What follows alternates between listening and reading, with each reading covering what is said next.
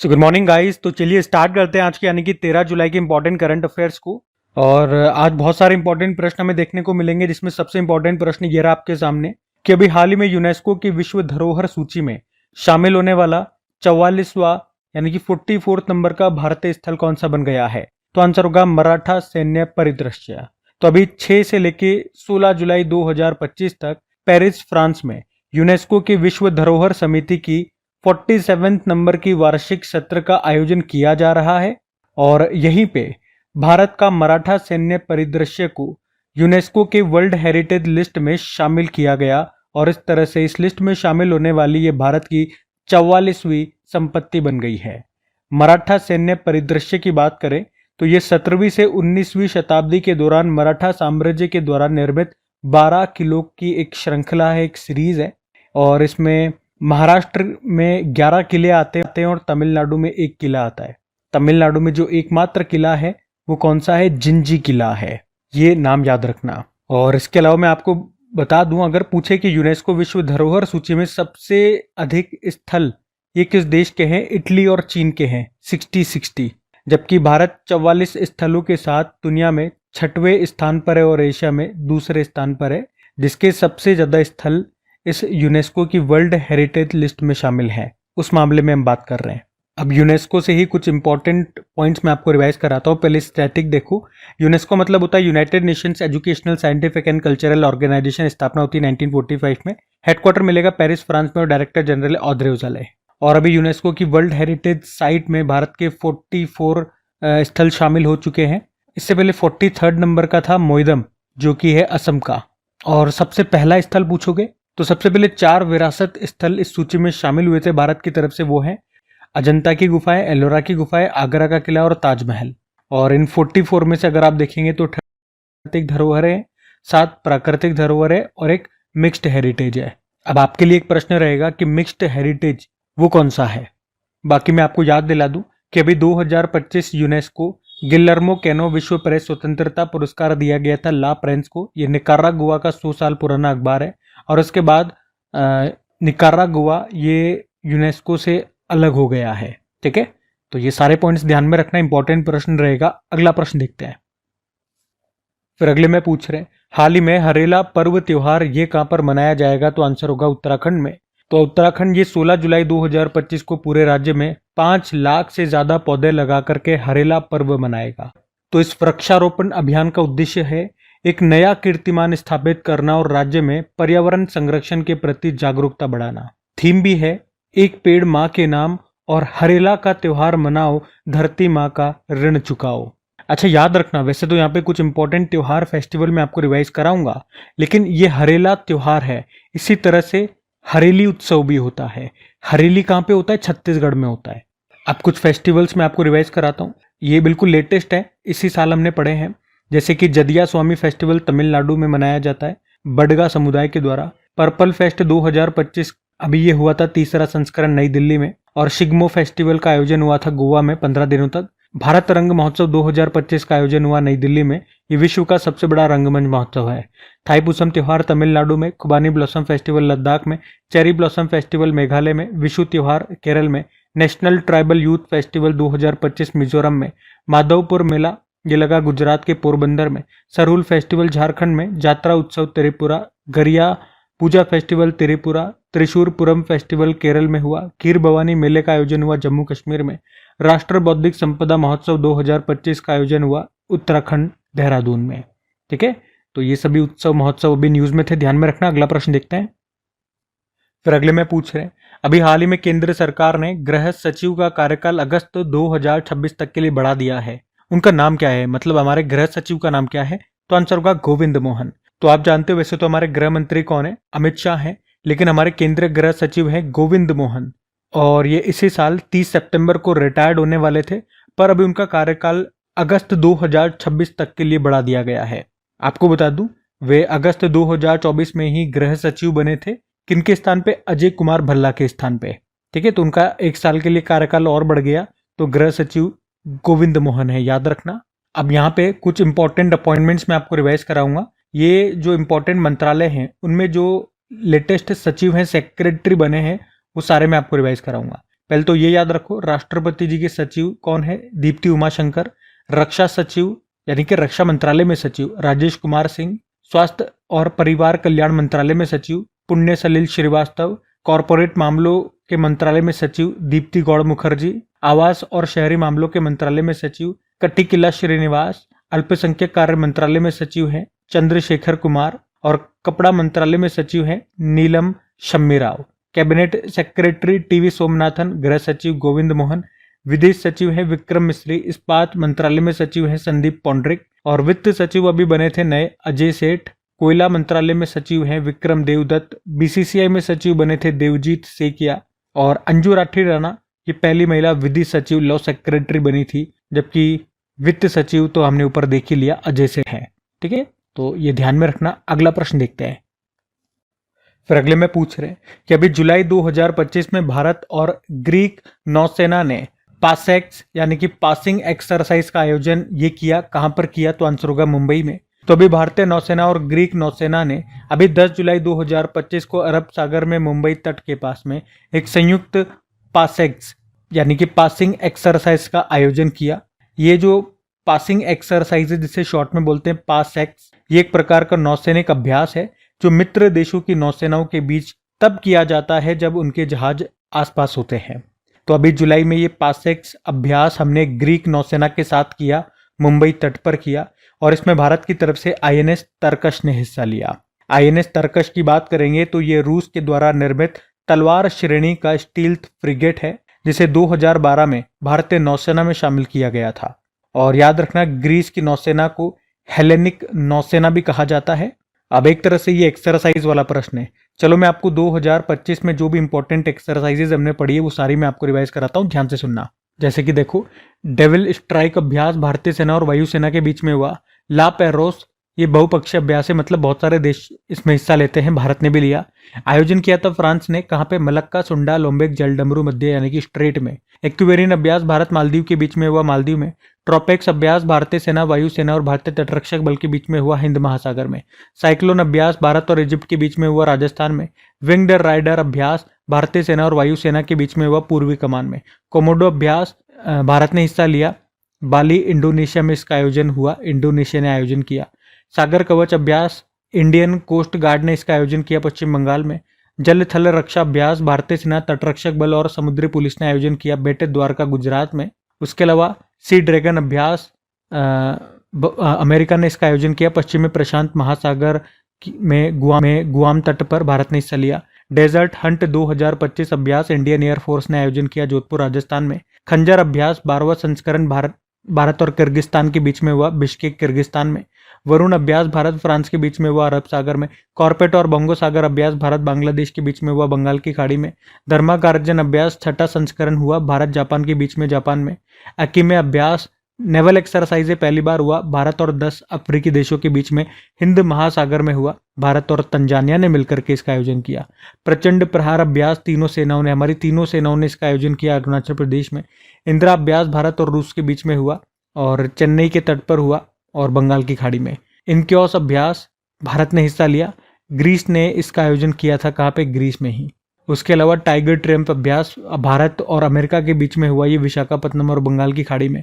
डस्टलिक अभ्यास इंडिया और उज्बेकिस्तान के बीच में हुआ, पुणे में। डेजर्ट फ्लैग अभ्यास यूएई ने इसका आयोजन किया, यूएई में ही, बहुपक्षीय अभ्यास है। तालिस्मैन साब्र अभ्यास तो ऑस्ट्रेलिया ने इसका आयोजन किया था, कहाँ पे? ऑस्ट्रेलिया और पपुआ न्यू गिनी में, भारत ने भी इसमें हिस्सा लिया था। उसके अलावा humanitarian assistant and disaster relief मानवीय सहायता और आपदा राहत अभ्यास एक तरह का नेवल एक्सरसाइज है, भारत मालदीव के बीच में हुआ, मालदीव में। खान क्वेस्ट सैन्य अभ्यास अभी हुआ था ये उलन बटोर मंगोलिया में। और नोमैडिक एलिफेंट अभ्यास भारत मंगोलिया के बीच में हुआ, उलन बटोर मंगोलिया में। टाइगर क्लियो अभ्यास भारत और अमेरिका के बीच में हुआ, पहली बार हुआ ये, उत्तर भारत में। शक्ति अभ्यास 8वां संस्करण हुआ, भारत फ्रांस के बीच में, फ्रांस के ला कैवेलरी में। और अभी हमने कल परसों ही पढ़ा था जामाता अभ्यास भारत और जापान के कोस्ट गार्ड्स के बीच में हुआ, ये चेन्नई में। ठीक है, तो ये सब ध्यान में रखना। अभी अगले प्रश्न की ओर बढ़ते हैं। फिर अगले प्रश्न में पूछ रहे, हाल ही में 2025 का संयुक्त राष्ट्र जनसंख्या पुरस्कार किसने जीता? तो आंसर होगा वर्षा देश पांडे। तो महाराष्ट्र के सतारा की प्रसिद्ध महिला हैं वर्षा देश पांडे, जिनको अभी लिंग भेदी गर्भपात रोकने और लैंगिक समानता को बढ़ावा देने में उनके आजीवन योगदान के लिए 2025 का ये संयुक्त राष्ट्र जनसंख्या पुरस्कार प्रदान किया गया। ये पुरस्कार अभी विश्व जनसंख्या दिवस के मौके पर न्यूयॉर्क में दिया गया। ये जो अभी वर्ल्ड पॉपुलेशन डे हमने मनाया था 11 जुलाई को, उसी मौके पर। तो वर्षा देशपांडे ये दलित महिला विकास मंडल की सचिव हैं, जिसकी स्थापना उन्होंने 1990 में की थी। बाकी इस पुरस्कार की बात करें, संयुक्त राष्ट्र जनसंख्या पुरस्कार की स्थापना हुई थी 1981 में, पहली बार दिया गया था 1983 में। तो ये जो पुरस्कार है हर साल उन व्यक्तियों या ग्रुप्स को, समूहों को दिया जाता है जिन्होंने जनसंख्या और प्रजनन स्वास्थ्य के क्षेत्र में महत्वपूर्ण योगदान दिया हो। तो इस बार का किसे दिया गया, याद रखना वर्षा देशपांडे को दिया गया। वो महाराष्ट्र के सतारा जिले से हैं। अब अवार्ड वाला प्रश्न है, तो इसी तरह से कुछ और इंपॉर्टेंट अवार्ड्स आपको रिवाइज कराऊंगा। जैसे कि लता दीनानाथ मंगेशकर पुरस्कार 2025 दिया गया कुमार मंगलम बिरला को। मधुसूदन साई को मानवीय प्रयासों के लिए फिजी देश का सर्वोच्च सम्मान मिला, companion of the order of Fiji. अभी 72वां जो मिस वर्ल्ड फेस्टिवल हुआ था, कहाँ पर, हैदराबाद में, और उसमें प्रतिष्ठित मानवतावादी पुरस्कार मिला है सोनू सूद को। आप लोग बताना अभी मिस वर्ल्ड का खिताब किसने जीता है और वो किस देश की है। ये आपके लिए एक और होमवर्क प्रश्न हो गया। बाकी 2025 का यूनेस्को गिलर्मो कैनो विश्व प्रेस स्वतंत्रता पुरस्कार ला प्रेंस को मिला। निकारागुआ का 100 साल पुराना अखबार है। वर्ल्ड ज्यूरिस्ट एसोसिएशन के द्वारा मेडल ऑफ ऑनर से सम्मानित होने वाले पहले भारतीय वकील बने थे भुवन रिबू।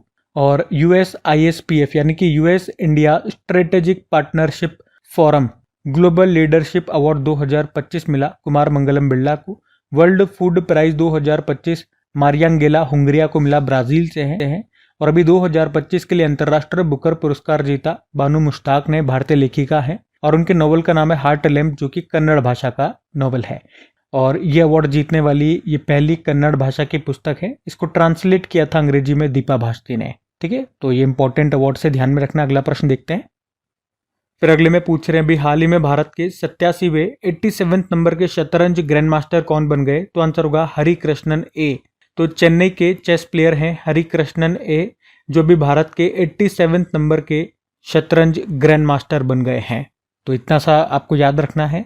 वैसे कुछ और प्रश्न मैं आपको रिवाइज करा दूं चेस से, जैसे कि हमारे पहले ग्रैंड मास्टर का नाम विश्वनाथन आनंद है, लाइटनिंग किड ऑफ इंडिया के नाम से भी जानते हैं।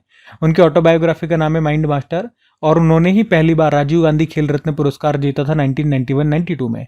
वैसे तो अभी इसको हम मेजर ध्यानचंद खेल रत्न पुरस्कार के नाम से जानते हैं। आप लोग बताओ भी लास्ट एडिशन जो 2024 में है वो 4 खिलाड़ियों को दिया गया था, उनके नाम क्या है और उनके खेलों का उनका संबंध किन खेलों से है, ये आपको बताना है। एक और होमवर्क प्रश्न है आपके पास। सबसे युवा ग्रैंड मास्टर डी गुकेश, पहली महिला ग्रैंड मास्टर एस विजय लक्ष्मी। वर्ल्ड चेस डे 20 जुलाई। भारत में पहली बार चेस एकेडमी खुलेगी भुवनेश्वर में। 45वां चेस ओलंपियाड 2024 हुआ हंगरी के बुडापेस्ट में। उसमें मेल और फीमेल दोनों कैटेगरी में भारत विजेता रहा। और 46 नंबर का फिडे चेस ओलंपियाड ये 2026 में होगा ताश में। Women's world rapid chess championship 2024 को जीता कोनेरू हम्पी ने।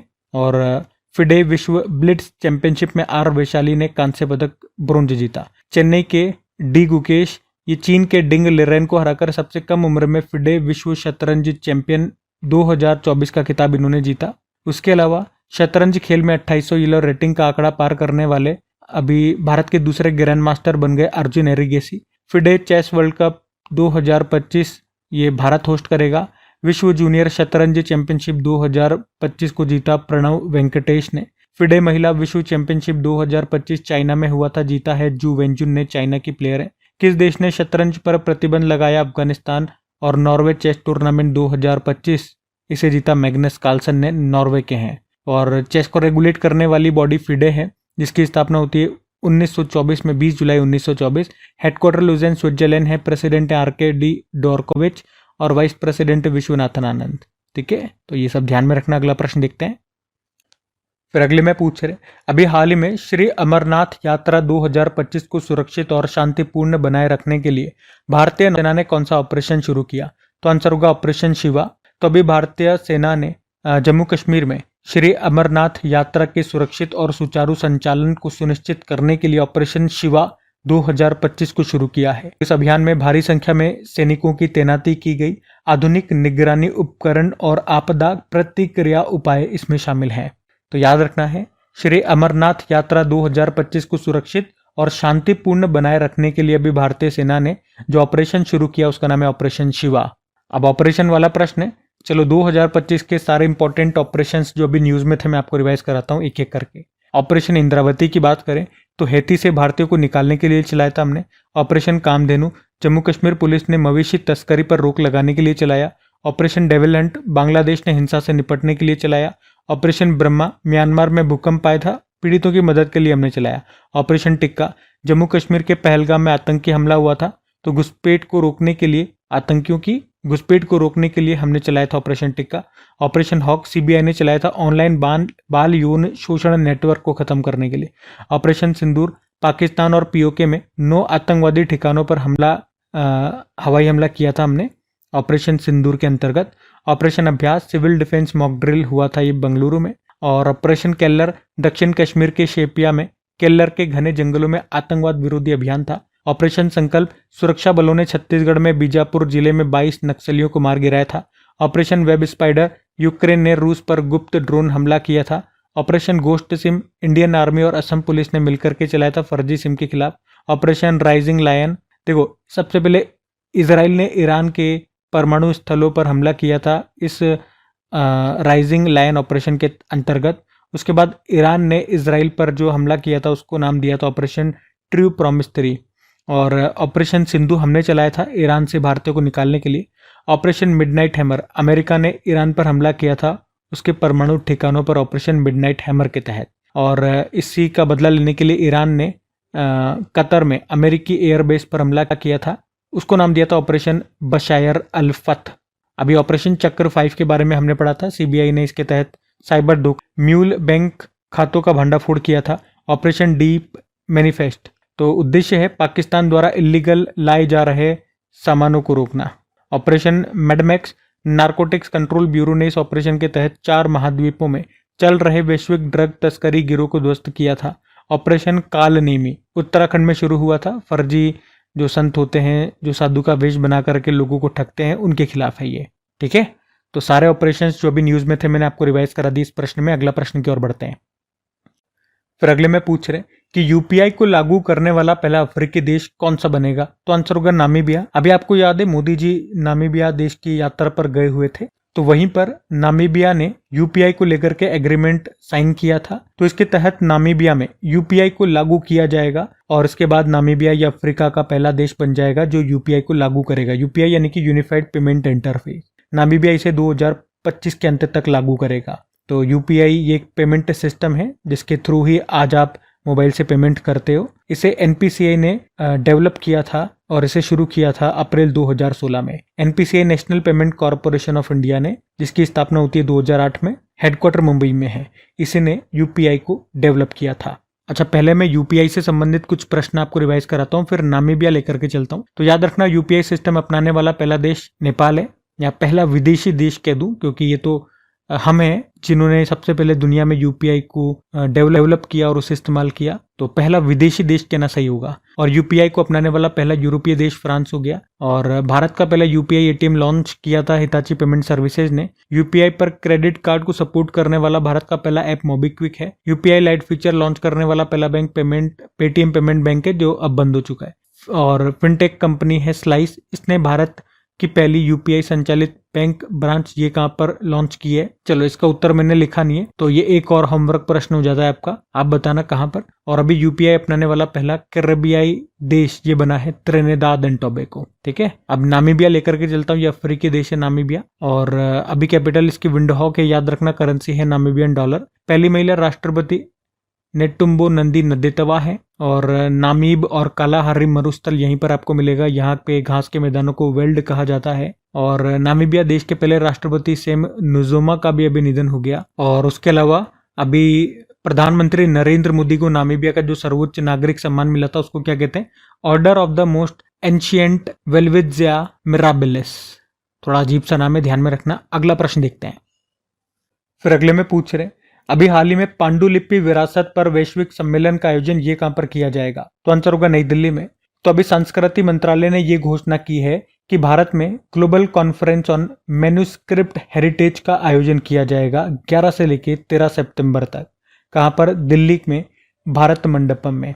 थीम है reclaiming India's knowledge legacy through manuscript heritage. और इस कॉन्फ्रेंस का आयोजन ये 11 सितंबर 1893 को स्वामी विवेकानंद जी के द्वारा विश्व धर्म संसद में दिए गए भाषण की याद में किया जाएगा। तो भारत ने मैन्युस्क्रिप्ट को बचाने के लिए 2025 में ज्ञान भारतन मिशन भी लॉन्च किया था। और इस बैठक में क्या क्या होगा? भारत के 1 करोड़ से ज़्यादा मैन्युस्क्रिप्ट को बचाने पर चर्चा की जाएगी। मैन्युस्क्रिप्ट को बचाने और उनको डिजिटल तौर से बचाने पर चर्चा की जाएगी। मैन्युस्क्रिप्ट क्या होता है? पांडुलिपि जिसे कहते हैं। आप कह सकते हो कि हाथों से लिखे गए बहुत पुराने ग्रंथ या दस्तावेज को हम मैन्युस्क्रिप्ट कहते हैं या पांडुलिपि कहते हैं।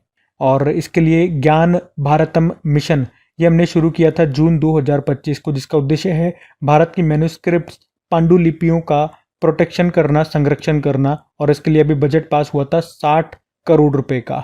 ठीक है, तो प्रश्न याद रखना, ये पांडुलिपि विरासत पर वैश्विक सम्मेलन है जो अभी हुआ नई दिल्ली में। अगला प्रश्न देखते हैं। फिर अगले में पूछ रहे कि अभी डीआरडीओ के द्वारा विकसित अस्त्र मिसाइल का निर्माण ये कौन करता है? तो आंसर होगा भारत डायनेमिक्स लिमिटेड।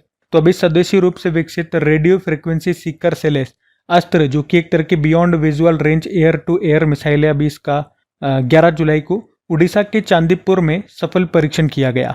अभी भारतीय वायुसेना और डीआरडीओ ने मिलकर के ये परीक्षण किया, ये टेस्टिंग किया। और ये जो मिसाइल है अभी भारतीय वायुसेना के सुखोई 30 MKI विमान से ये दागी गई, मतलब उससे इसका सफल परीक्षण किया गया। अच्छा, रेडियो फ्रिक्वेंसी सीकर की हमने बात की थी, ये है क्या? तो ये एक प्रकार का रडार है जो मिसाइल पर लगा होता है, जो लक्ष्य को ट्रैक करने में सक्षम है। और इस अस्त्र मिसाइल की बात करें, रेंज हुए 80 से लेकर 110 किलोमीटर तक, स्पीड है 4.5 मैक। और मैंने आपको बताया था अगर किसी भी ऑब्जेक्ट की स्पीड 1 मैक से कम है तो उसे सबसोनिक कहेंगे, 1 मैक से 5 मैक के बीच में है तो सुपरसोनिक, और 5 मैक से ज़्यादा है तो हाइपरसोनिक कहेंगे।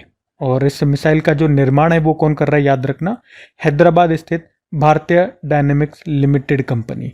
अच्छा, अब एक और होमवर्क प्रश्न आपको देता हूँ। आप बताना अस्त्र MK3 मिसाइल का नाम बदलकर क्या किया गया है? बाकी डीआरडीओ की स्टैटिक भी देख लो, defence research and development organisation. स्थापना होती है 1958 में, नई दिल्ली में मुख्यालय है। चेयरमैन है समीर वी कामत और पहले चेयरमैन थे दौलत कोठारी। मोटो होता है strength origin is in knowledge बलस्य मूलम विज्ञानम। बाकी ये थी आज की हमारी करंट अफेयर्स की क्लास। कमेंट करके जरूर बताइएगा सेशन आपको कैसा लगा। अच्छा लगा तो प्लीज वीडियो को अपने दोस्तों के साथ में स्टडी ग्रुप में शेयर जरूर कीजिएगा। बाकी चलो अभी कल के करंट अफेयर्स का भी आपको क्विक रिवीजन करा देते हैं और सेशन एंड करते हैं। तो कल पहला प्रश्न आपसे पूछा था किस राज्य ने ऑपरेशन काल नेमी शुरू करने की घोषणा की? उत्तराखंड। और मुंबई के कार्नेक ब्रिज का नाम बदलकर क्या कर दिया गया? सिंदूर। 2027 में शूटिंग वर्ल्ड कप की मेजबानी करेगा भारत। और हिंदुस्तान यूनिलीवर लिमिटेड की पहली महिला MD CEO बन गई है प्रिया नायर। और किस राज्य ने गज मित्र योजना शुरू की? असम। किस राज्य में गणेशोत्सव को राज्य उत्सव घोषित किया गया? महाराष्ट्र। और पूर्वी क्षेत्रीय परिषद की 27वीं बैठक का आयोजन ये कहां पर किया गया? रांची में। और नवजातों के लिए पहले मलेरिया उपचार कार्टेम बेबी को किस राज्य ने मंजूरी दे दी है? स्विट्जरलैंड। केयर एज की रिपोर्ट के अनुसार भारत में दुनिया का कितना प्रतिशत दुर्लभ पृथ्वी तत्व रेयर अर्थ एलिमेंट का भंडार है? 8%। और आखिरी प्रश्न था क्रूज भारत मिशन में शामिल होने वाला पहला राज्य बन गया है गुजरात। तो चलो कल का भी होमवर्क प्रश्न देखते हैं और सेशन एंड करते हैं। तो कल आपसे पूछा था US India SPF global leadership award 2025 से किसे सम्मानित किया गया? ये आज मैंने आपको रिवाइज भी कराया। तो आंसर होगा कुमार मंगलम बिरला को। आप सभी ने प्रश्न का बिल्कुल सही उत्तर दिया। अब ये आज का आपका होमवर्क प्रश्न।